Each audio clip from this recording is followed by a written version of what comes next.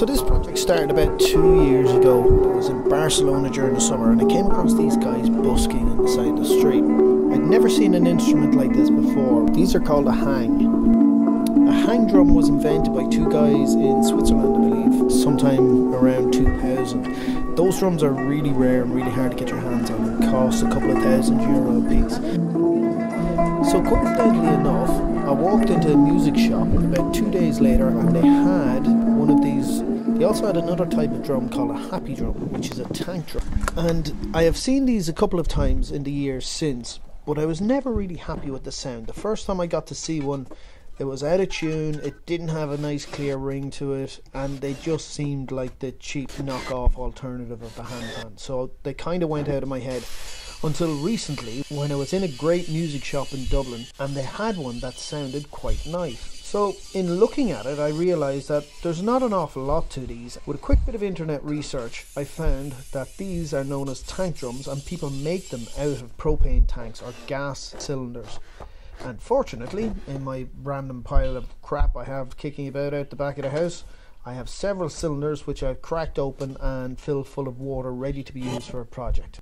First thing I did was get my cylinder and prepare it by taking off the bottom ring. Now I wanted to find the center point, so I made a very simple flexible compass out of a piece of string and I worked off of the middle well seam in the cylinder to give me a rough center point. Once I found my center point, I drew out on a piece of paper 8 equal segments which I worked out with a compass. I used this piece of paper to transfer it to the top of the cylinder. The center portion I just guessed the size of, something that'll fit in the middle but then give me enough room to put my tongues around the outside. I drew my middle circle, which is going to be the first one. The second circle doesn't have any purpose, it was too short. The third circle is to mark how close my tongues are going to be.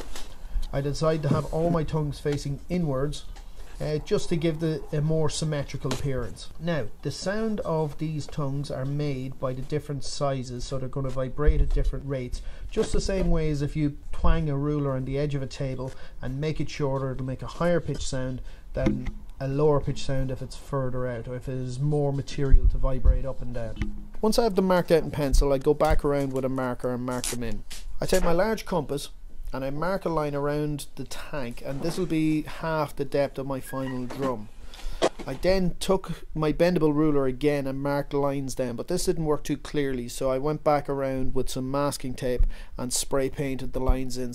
I decided to work with 2 different sizes of tongues. These were arbitrarily chosen. There was no scientific method into how big these were going to be. I just picked the size that I thought would work and I went from there.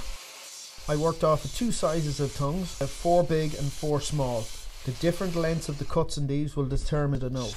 From there I take an angle grinder with a tin cut off wheel and I make my first cut with that so that I can get my jigsaw blade in.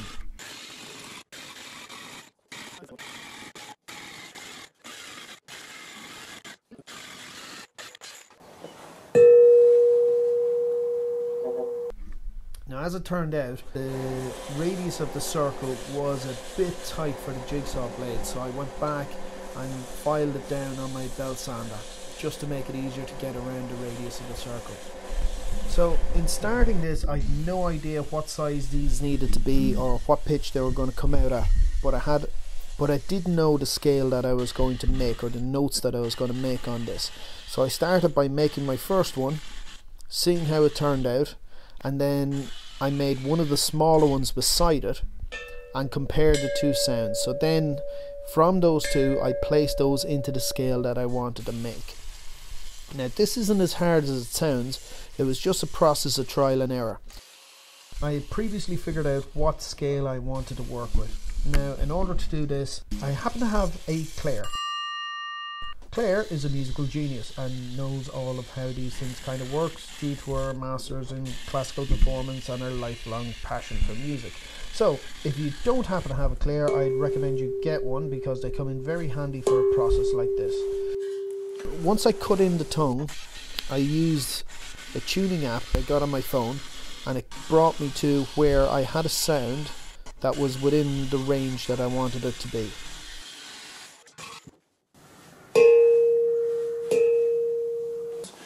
Okay, so with these smaller circles that I put in place here, This one turns out that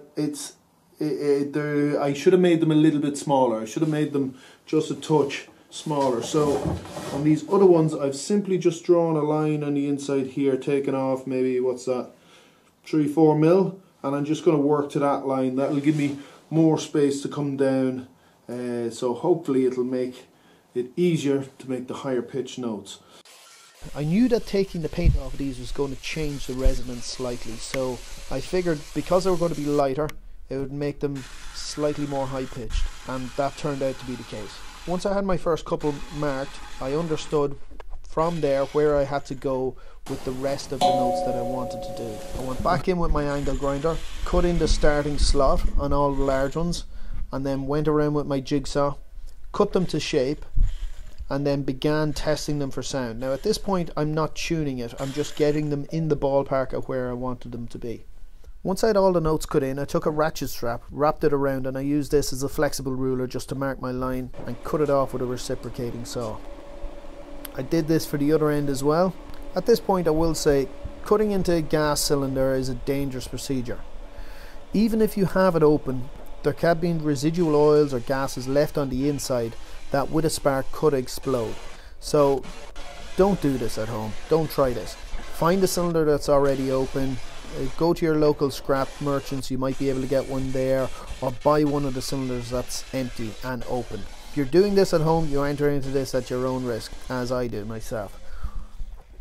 So once I have this done, I go in with a flap disc, I take the rust off the inside and the paint off the outside, and then comes the fun part, the tuning. Now at this point, I simply listen to my note, and then if it's too high, I bring it down a touch by cutting the lines in. You want to always aim that you're reducing your note, not trying to increase your note. And the very first one I made, it was 2 notes too low, so I had to weld it and bring it back up. This isn't ideal because adding extra metal can actually change how it vibrates, and it doesn't make for the nicest sound, and it takes a lot of fiddling just to bring it back in. So little by little, what you do is cut your note, listen to it, reduce it a bit more, listen to it, reduce it a bit more until you have it. If you take it down too far, you can bring your note up by bending the tongue up and down ever so slightly. There is also a technique of tuning them with magnets, but I didn't find this very satisfactory.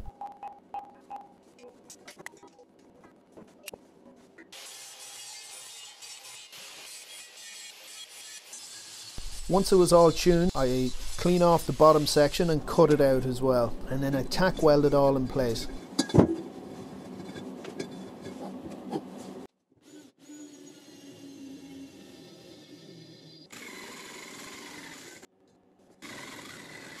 Now from here I weld it, starting by tack welding it in place to stop it moving, and then I weld in my seam.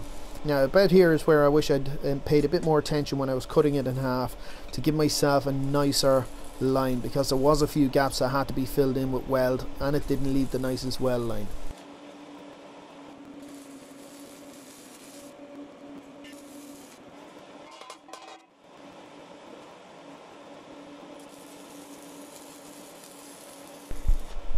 Once it was all welded, I grind down the welds to make it a bit smoother. Using the flap disc turned out to be a bit too aggressive for removing the paint, so I had to sand the whole thing down afterwards. This is something that in the future I'll do a bit differently.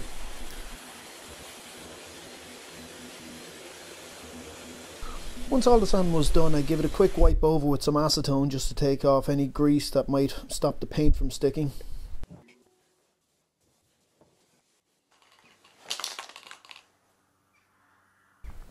It was fairly cold in the workshop when I was doing this, so I used a hot air gun to warm up the drum to help the paint stick and dry, and I also used it to warm up the cans so that you get it better covered. When using spray paint in cold weather, if the cans are cold you tend to get a splattering effect, so if you warm up the cans a little bit you get a much more even, consistent spray with them. So after several coats of paint, I have a nice little fade effect going from black in the bottom up into silvery white on the top, with a little bit of colour thrown in there just for a bit of variation. And then the drum is done, and all that's left to do is figure out how to play it.